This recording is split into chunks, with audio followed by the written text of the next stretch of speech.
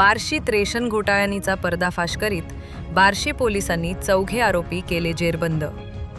31 लाखांचा साठा जप्त.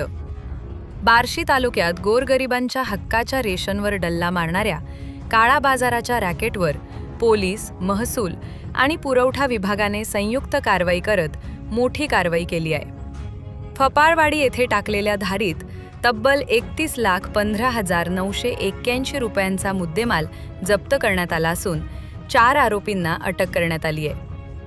शासनाकडून मोफत वितरित होणारा 19,300 किलो गहू, तांदूळ आणि उडीद डाळ साठवून त्याची काळ्या बाजारात विक्री करण्याची तयारी सुरू असल्याची माहिती मिळाल्यानंतर ही कारवाई करण्यात आली. घटनास्थळावरून अन्नधान्यासह ट्रक आणि पिकअप वाहन जप्त करण्यात आले असून आरोपींविरोधात जीवनावश्यक वस्तू अधिनियम आणि भारतीय न्याय संहितेअंतर्गत गुन्हा दाखल करण्यात आलाय. या रॅकेटमध्ये आणखी काही जणांचा सहभाग असल्याचा संशय असून बार्शी पोलीस पुढील तपास करत आहेत.